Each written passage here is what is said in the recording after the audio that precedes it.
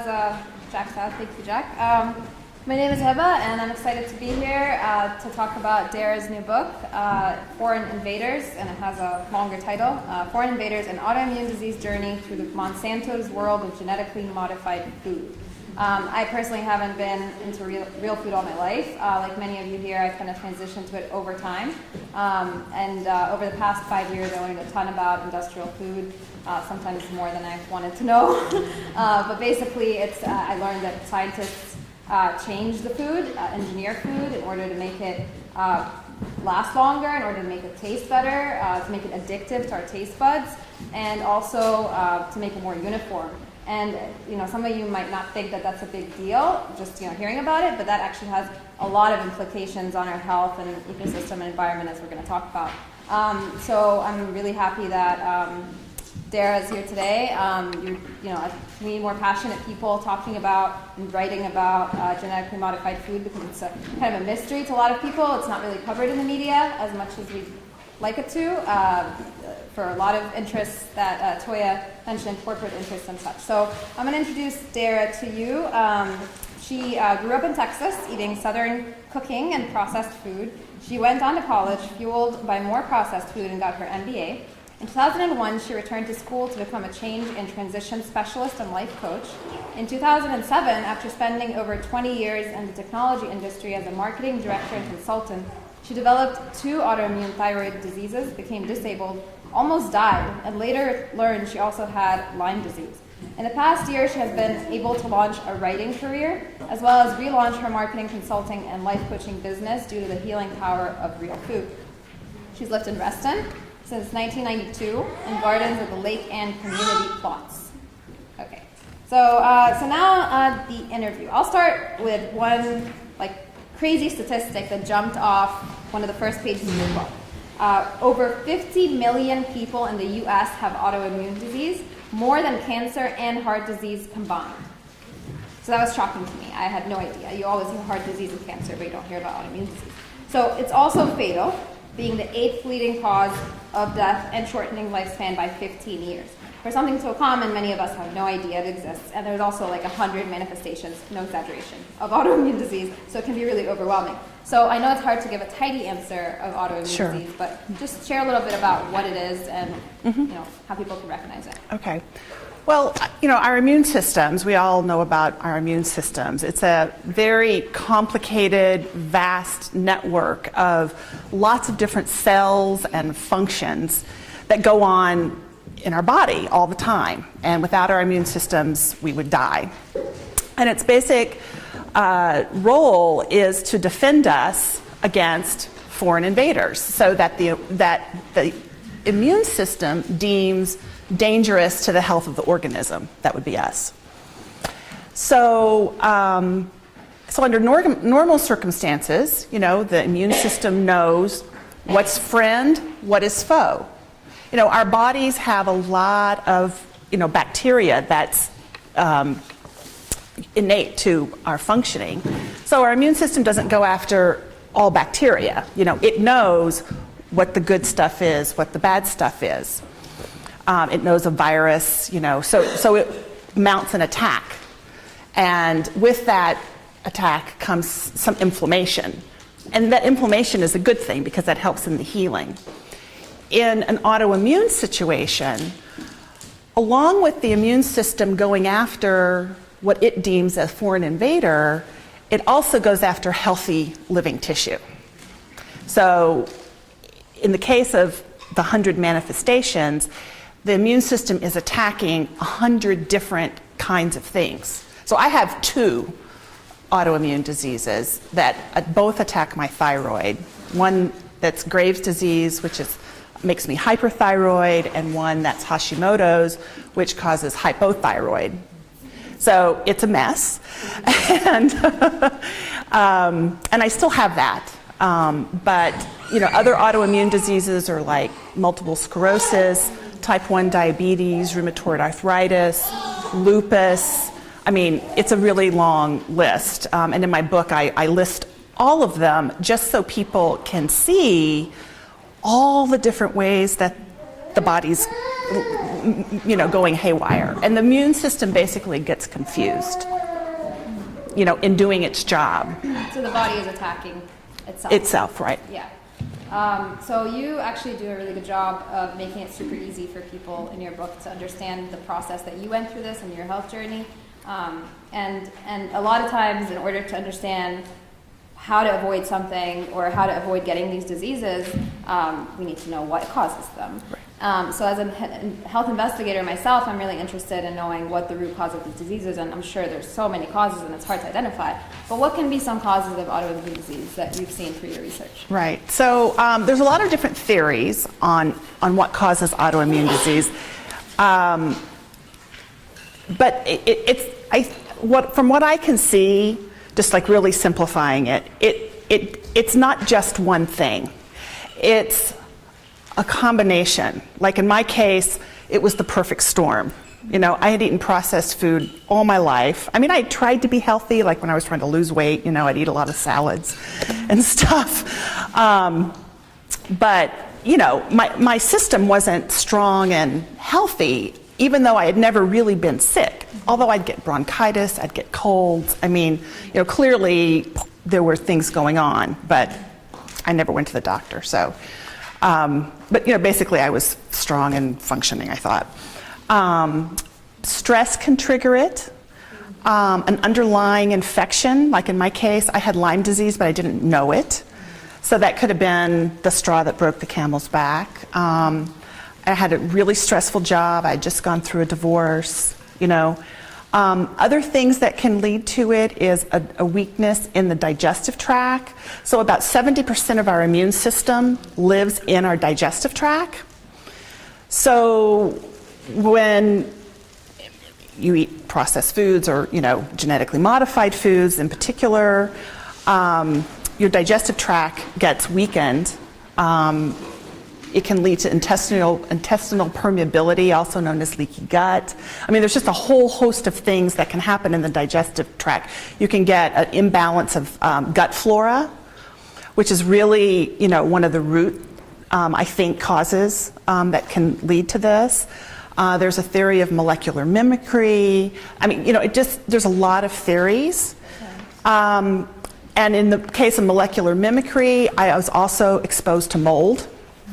So I think that, so I just had like a lot of factors. And a lot of foreign invaders. A lot of foreign invaders. And I think that's what happens. People, it's like a cup, if you put a cup you can keep filling a cup and keep filling a cup and filling a cup. And then it's that one last drop that the whole thing goes. Yeah. And so that's what I think happens with autoimmune. I'm not a scientist, a doctor, I'm a business person, so I can't speak from scientifically, but helps because a lot of people don't have that background. Yeah. A lot of scientists and doctors today are not even taught a lot of the nutrition, and they don't even know, most of them, what GMOs are. And I have some in my family, and they're like, I had to tell them about that, not because they didn't look into it, it's just they're never exposed to it. Right. So it takes some time to kind of get up to speed with that. So the focus of your book is on GMOs. So GMOs are genetically modified organisms, and their role as foreign invaders in the body. And so for those who are not familiar with GMOs, it's kind of like this fluffy topic. It sounds like genetically modified. How do they really genetically modify our foods? What do they do to it? So just walk us through like a simplified process of what they actually do in the lab. Okay, all right. So I'm going to actually read a little bit from my book because it's actually quite a complex process, and this does not occur in nature, what I'm about to read. So a lot of GMO proponents say, we've been, crossbreeding plants for years, for thousands of years, actually, since the advent of agriculture, we've been creating hybrid. But that can occur in nature on its own. Over like 6 to 10 generations of plants, it can just happen out in the field. Modern science has now sped that up, and created processes to make it happen fast, but it's within the same species of plant. Okay, what I'm about to go through is not that. It was very, very different. Okay, genetic engineering is a process where genes from a different species of organism are inserted into a cell nucleus via a gene gun or microorganisms such as agrobacterium or clavibacter, both pathogenic plant bacteria. Genetic engineers must attach an activator to the new genetic material in order to generate cell replication. To add the activator, they attach a virus without its normal protein coding found in nature to the foreign genetic material to be inserted.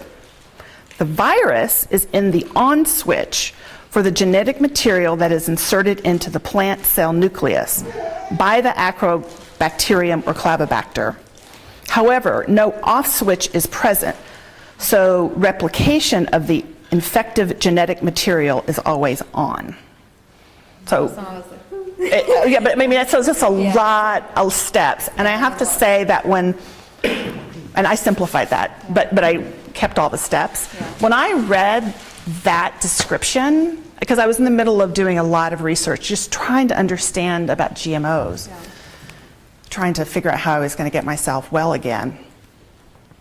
I read that and I was like, well, I won't tell you what I said, but it was like, oh my gosh.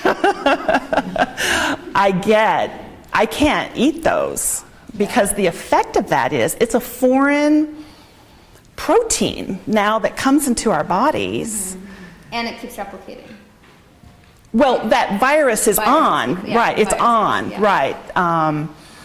So it stays on in your body. Mm-hmm.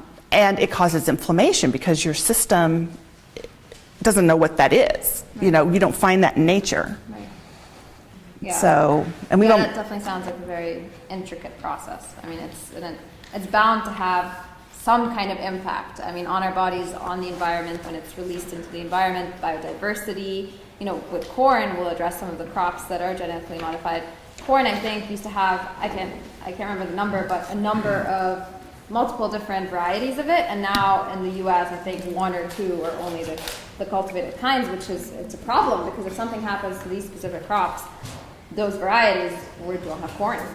So it definitely can kill biodiversity. So since you focus on GMO's role as foreign invaders, and you mentioned that foreign invaders of different kinds can contribute to autoimmune disease, so can you share a little bit about the takeaway message or show some examples of how GMOs can impact autoimmune disease or can affect it? Right, right. So as I just mentioned, so that organism is a foreign, now it's a foreign protein. The body doesn't recognize that. So it thinks it is a foreign invader. Right. So then that can add one more thing that the immune system has to go after, and it can confuse it, and then it also causes inflammation because in that process of going after a foreign invader, inflammation is created. The other thing that these organisms, these GMOs do, is that they affect the digestive tract, and that's been proven in studies. There was one done on pigs, and they at a commercial pig farm, and some got the GMO feed and some did not. It was corn and soy. And the ones that got the GMO feed had stomach inflammation, their small intestinal lining was thinned, and that's where all the absorption happens. That's where leaky gut happens, is in the small intestine. Stomach ulcers were found, reproductive problems were found, kidney, liver problems were found. So just relating it to autoimmune, it degrades the digestive tract. GMOs do. So that's a big problem. That's how it... and then the other thing about GMOs is that they are engineered to be Roundup ready. Roundup is Monsanto's pesticide. And the corn, the soy, the seed for canola oil, all the GMO crops are doused with pesticides and insecticides.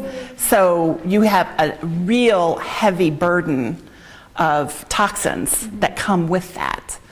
And it's in the DNA of the plant. Yeah. So withstand that level, that amount right. of pesticides. So and so we eat that, and it goes into our digestive tract, and so that goes into us, Yeah. you know.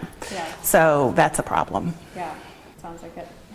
Okay, so nobody can really help us more than ourselves. I mean, people can help us realize things that are out there that we didn't know about, but you know, in terms of affecting change or changing something about your life, you kind of have to take ownership of that and decide for yourself that you want to, you know, make some difference. So can you tell us a little bit about your kind of process through learning about GMOs, that moment you said, oh my God, I don't want this in my body, to, you know, how did you kind of, what's your process of, you know, learning about it and then investigating it, and, you know, tell us about your journey. Basically. Sure.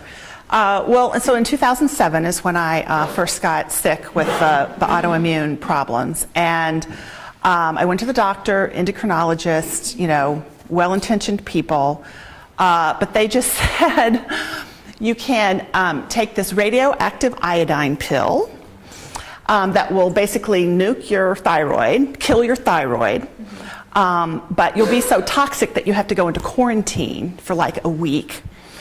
But don't worry, you know, it'll all leave your body, it won't hurt you. I'm like, okay, what are my other... Everybody else around you, just not you. What are my other choices? Well, you can have your thyroid removed. I'm like, oh, okay, and then what happens? Well, then you'll be on a drug the rest of your life, because you can't live without thyroid hormone. So I'd be 100% dependent on the pharmaceutical industry for the rest of my life, every single day. I didn't like that one. What are my other choices?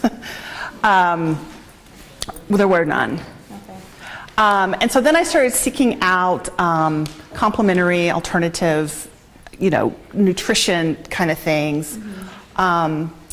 Because also the doctors had said food makes no difference. It doesn't matter what you eat. I mean, and even one of the top, quote unquote, integrative MDs in town told me that. Oh, it doesn't matter what you eat. And I'm sitting there in front of him eating a scone and drinking a latte, and he's like, don't worry about it. I'm like, great, you know, because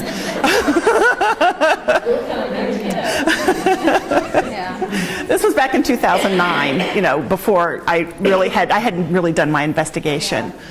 So anyway, so fast forward, then I start experimenting with food. I'm like, well, I'm on my own here because the doctors have nothing to offer me. I got to figure this out. And I was starting to go to like alternative kind of people. And what I found was, again, really good intentioned, but when you have a hammer, everything looks like a nail. And so what I found was that, you know, people get trained in like a way to look at things, like a protocol. And I found very few people that could take like a huge big 1,000-piece jigsaw puzzle, like this body turned out to be, and like, you know, really think about it. So I played that role. I'm like, okay, I'm going to figure this out.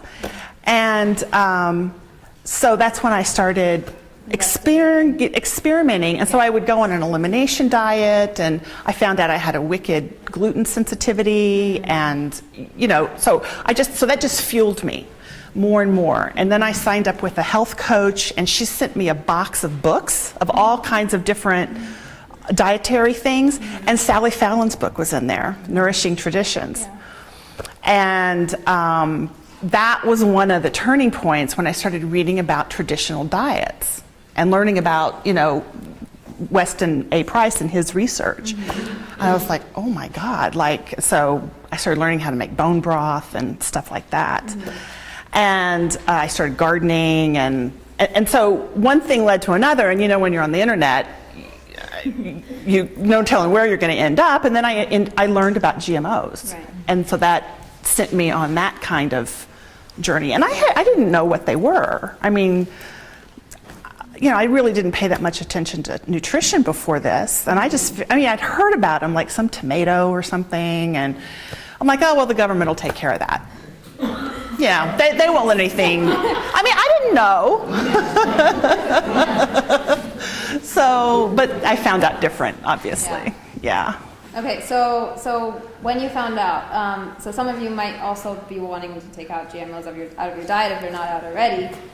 It can be an overwhelming process if you have no idea what they are. I mean, there are a lot of rumors flying around. You don't necessarily get ads on TV with telling you avoid this, this, and this. So I actually wrote an article, before your book. I wrote an article listing out some GMOs last year. And your book does a really good job listing them out, just released recently, so it's the most up-to-date information. But I'm just going to tell you a little bit about the ones that we know about. And they include sugar beets, which if you see the word sugar listed on any processed food, most likely it is from sugar beets, unless it says sugar cane. So there's a big chance it is genetically modified if it's like 70% of processed foods have some components of genetically modified food. Soy, like 90, maybe 3%, or a little bit over that, is genetically modified. Canola, the plant is called rapeseed, but it's the word we use is canola, and that's genetically modified. Cotton, and if you think that we're getting away from it by not eating it, no, there's cottonseed oil, which is actually a lot of chips and things like that. That's genetically modified. Corn, that's everything. Corn, even though organic, it doesn't matter. No, actually, with organic foods, that's a requirement that it would not be genetically modified. No, but not with corn. 50% of organic is contaminated. It's contaminated, but it's not itself, intentionally genetically modified. Up till now with the organic program. What else? Hawaiian papaya, sad. Zucchini and yellow summer squash. Alfalfa, which gets fed to a lot of dairy cows.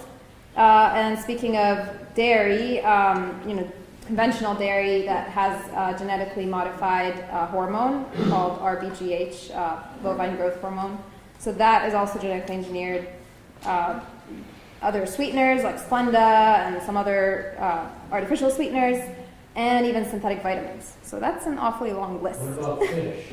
Fish is actually on this. We're waiting to see if that's going to end up going through. But they want to genetically modified salmon is kind of on the waiting for the government to decide if it's going to happen. And it's kind of scary with the stats about what these fish like. They grow so fast, and they're huge when they grow, and you get more meat from them. So or more protein from them.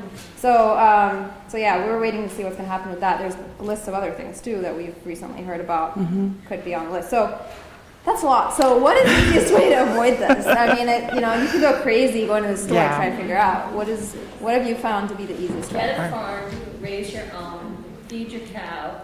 Non-GMO. Okay, no, that's too overwhelming. I have a job. I don't have a farm now. Well, so there's basically two ways to go about it. And I actually put a thing on my website. If you give me your email address, there's a free 10-step, kind of how to transition, how to do this kind of the way I did it. But you can do it like all at once, and maybe. I'm sure there are people like that out there. I'm not one of those. So I did it step by step by step. I did baby steps. And, what I started with was gluten. I didn't even know about GMOs at that time. But I just started cleaning up my diet just step by step by step. And one of the things that ended up happening was, like all boxed and packaged, like you can't eat any of that stuff because it all has, at a minimum, soy lecithin in it. Right. But probably some other food additive, and that they don't have to label, because natural flavors can be MSG, which is genetically modified. So, basically, I started cooking everything from scratch. And which is real food, just like basic ingredients. I get my meat all straight from a farmer. I grow some of my vegetables, farmers markets. Just. So you get one ingredient items, like you go get spinach. You don't get like a box of whatever. Yeah. Right. But this happened over time. And one of the things that Toya said was so right on the money was like pick one thing. Yeah.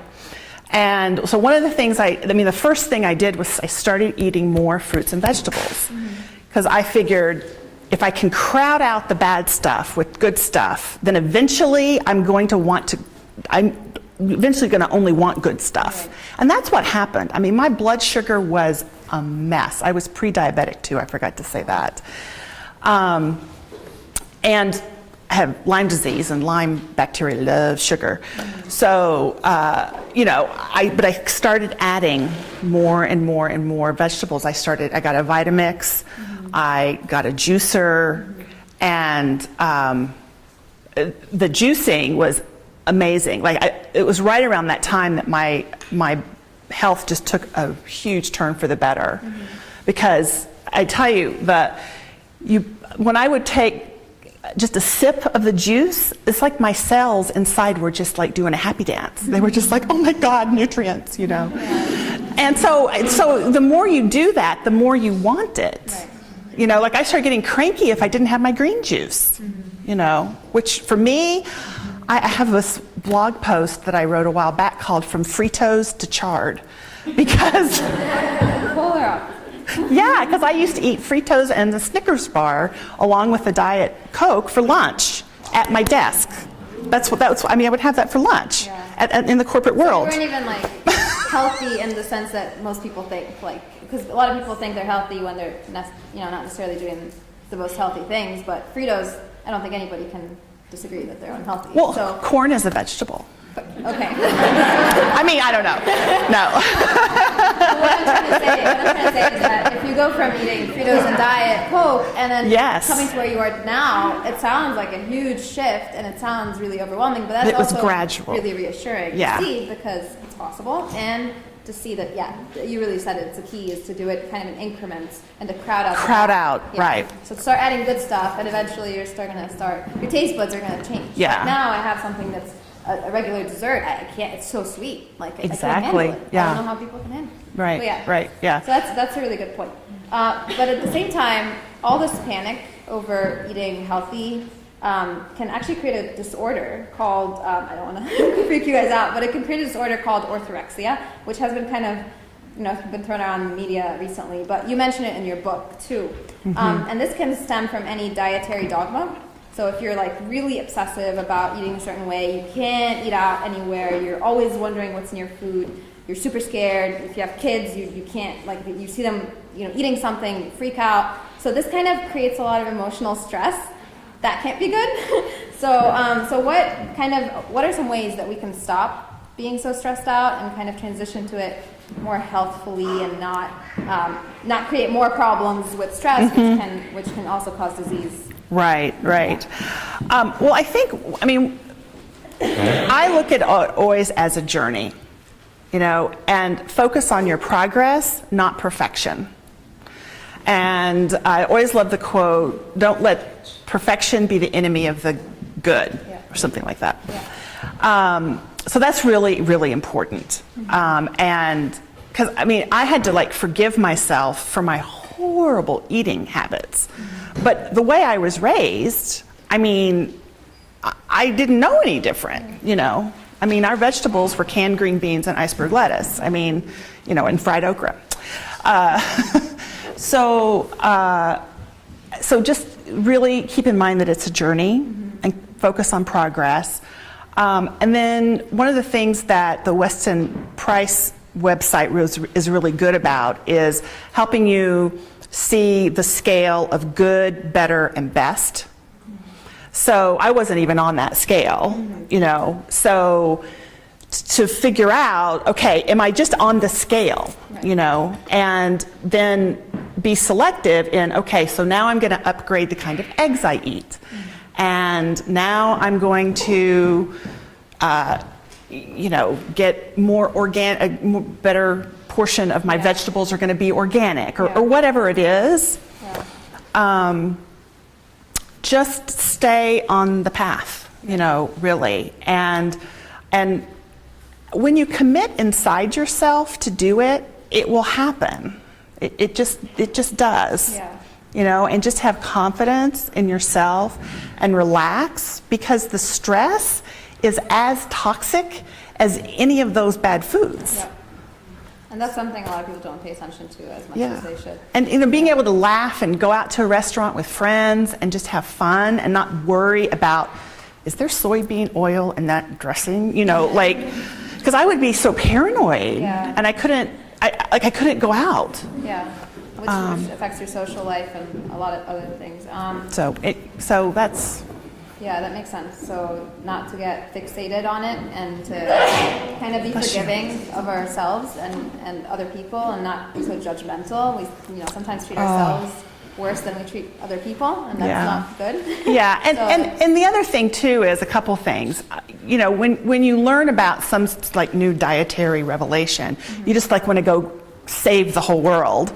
And I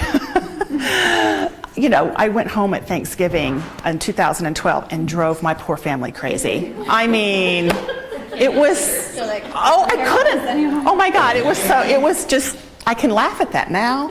But, taking it easy at other people with other people who don't know. Because they don't know. Yeah. I mean, I didn't know. See, I was one of those people, I didn't know either, And a lot of times living by example also kind of helps people a lot more than preaching at them, which with everything. So if they see you taking care in a lot of ways, or you explain, oh, you found this cool new recipe for this and this, it sounds a lot more exciting than they're genetically modified food and what you're eating right now, you're gonna die.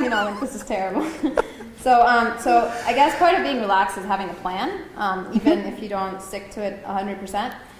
Knowing kind of what your plan is for the week, for the next month, in terms of shopping and cooking and things like that really helps. So what kinds of resources could you recommend for somebody who's starting on that path to cleaning up their diet and learning about just a more generally natural lifestyle? Okay.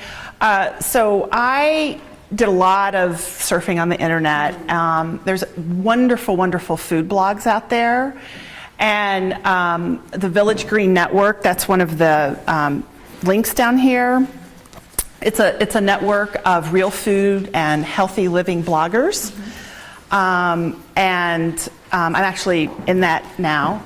And so that's really, really good blogs. And I ended up just usually ending up on those sites all the time. So a lot of very, very practical blog posts and just, articles about the journey. Yeah. Really good. And different perspectives too. So if you're reading just one perspective all the time, sometimes it's nice to see what other people have done. Absolutely. Yeah. And then I spent a lot of time on like raw food websites for the juicing, the smoothies. So there's a whole world out there. I eat meat because my body just demands it. But, I dabbled with, raw foods for a while and kept the smoothies and the juicing and the vegetables and stuff. Weston A. Price, that website, I included that on here.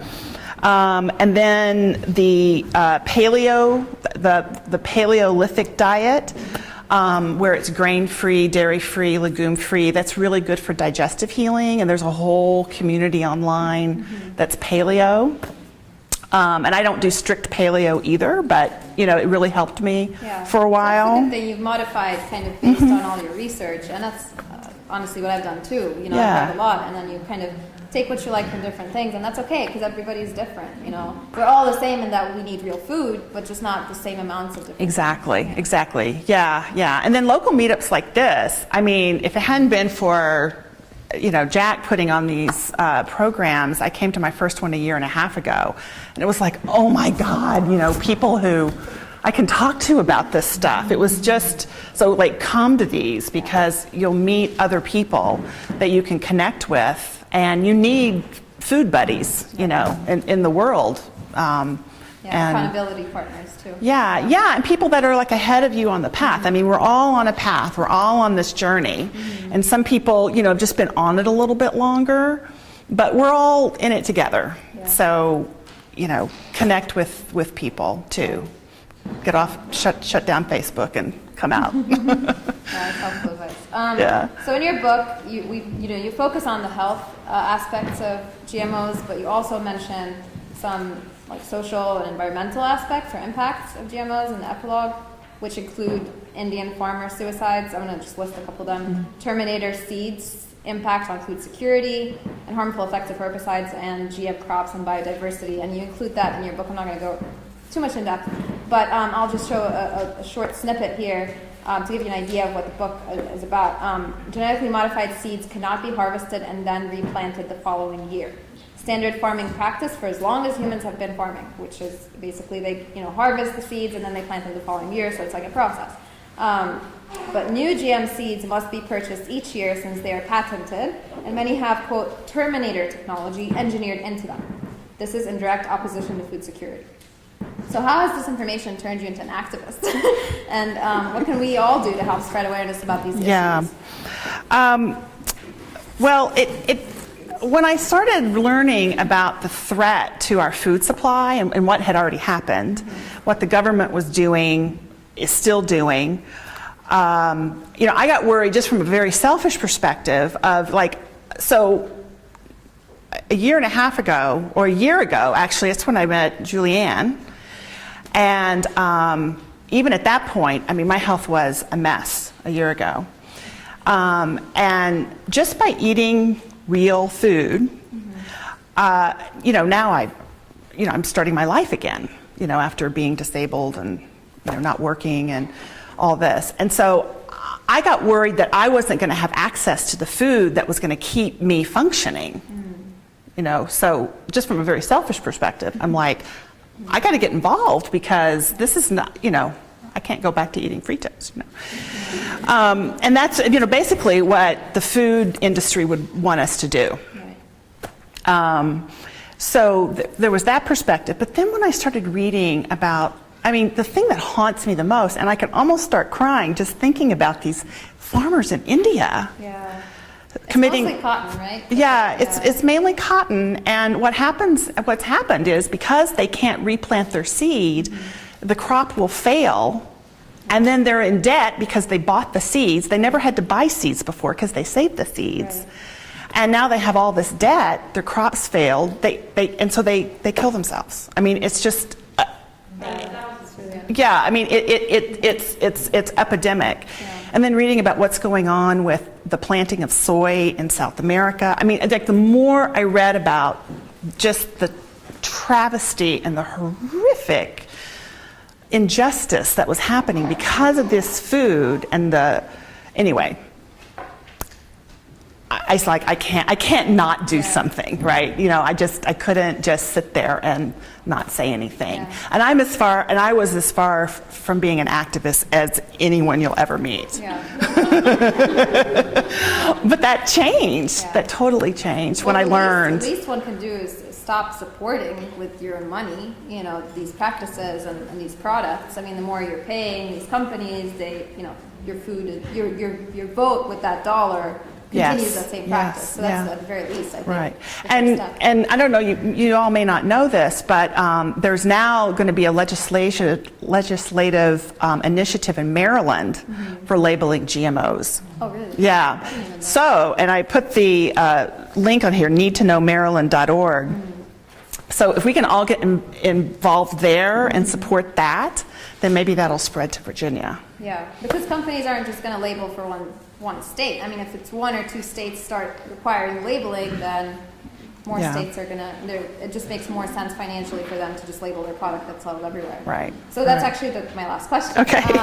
So labeling, it's actually a pretty big political battle, and we're fighting it state by state. And it's a big action item. You can petition online. You can petition by calling your government, senators, governors, all these people, and to require the labeling of GMO ingredients. And some people, that's the weird thing. Some people in the natural foods movement actually oppose labeling. There was a debate recently between Joel Salatin and Joe Mercola. Is that his name? Yeah. So one opposes GMO labeling because he feels that we're waiting for the government to give us more information. It's like another barrier between us and talking to the farmer. Why should we wait for a government to do that for us? And on the other hand, the other side says that we should ask for labeling because most people realistically don't have the resources or the time to talk to their farmers, and we don't want to have tons of GMO stuff everywhere in restaurants everywhere, ingesting it without us knowing, and that's an injustice. So what do you think of labeling? What, will it make people more intellectually lazy, or is it necessary for like greater transparency in the food system? I think it's absolutely necessary. Yeah, I would agree with that. Yeah.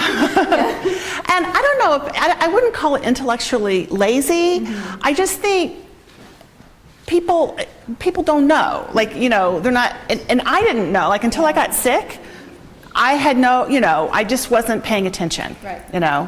And people are busy. It's not their level of, it's not where their interest lies. Maybe they are not an online researcher. Maybe, for whatever reason, they're not a questioner. Right.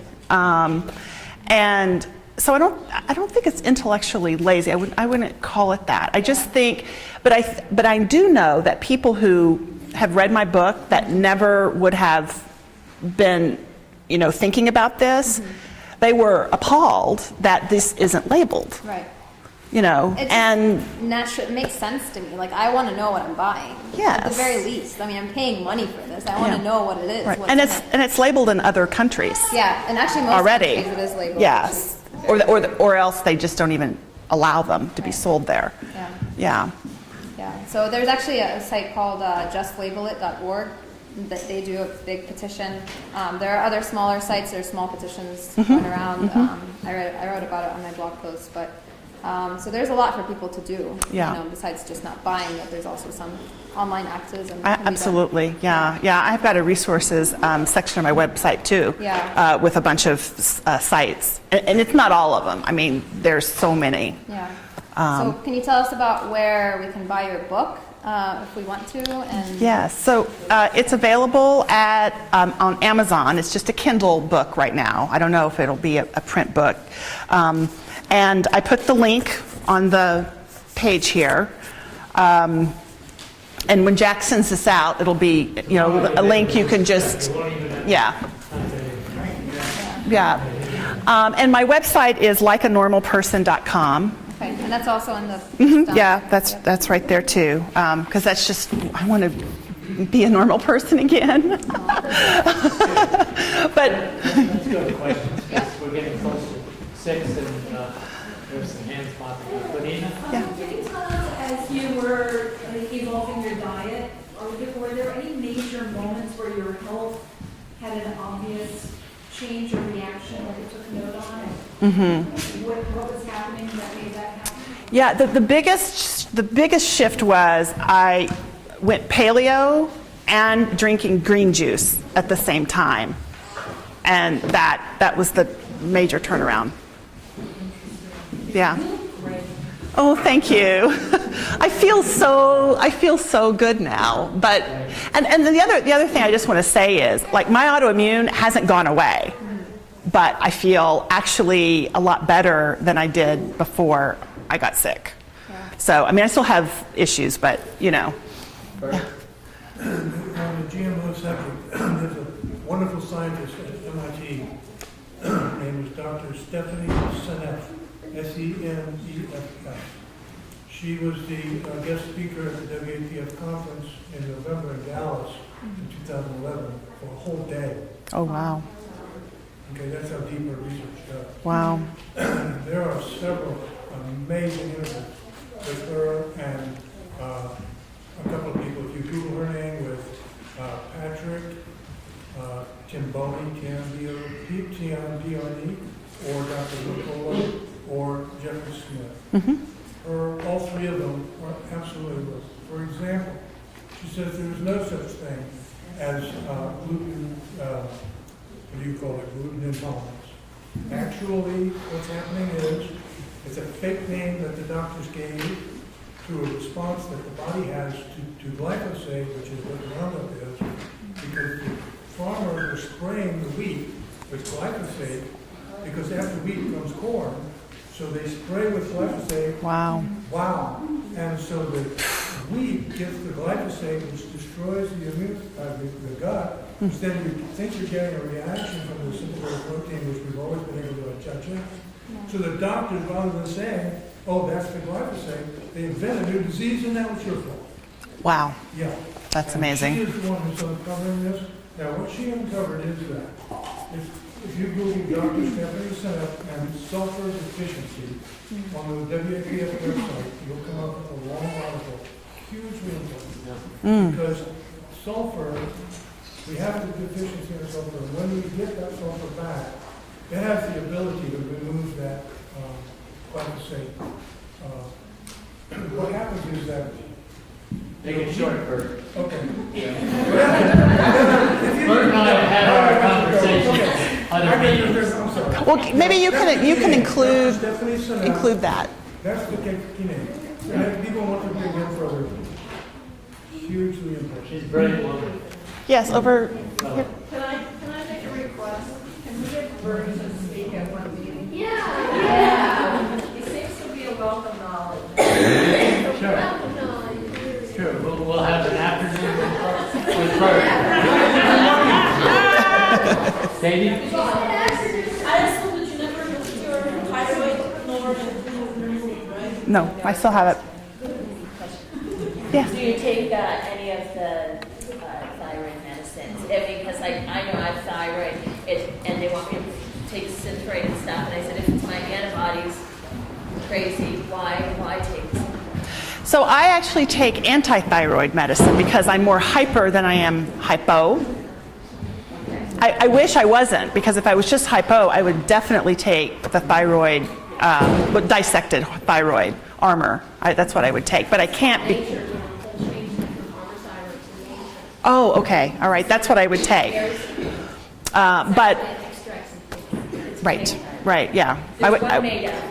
But I would definitely take that, absolutely. But I'm more hyper than I am hypo, so I can. One more comment, yes. Oh, I just had a question. How do you think the gene mapping case that recently went through the Supreme Court is going to affect the landscape? With the BRCA, like, do you have any thoughts on how that affects GMOs in food? I haven't looked into that yet, so I can't, that's okay. Okay. I'll add that to my list. You'll notice that the only exit in this room is there. So anybody with questions can track Dara up here. So with that, let's thank Dara.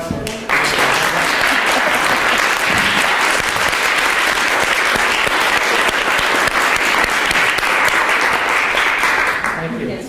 Thank So, you. we had the room for a little while, so if you want to stick around a little bit, welcome to do that.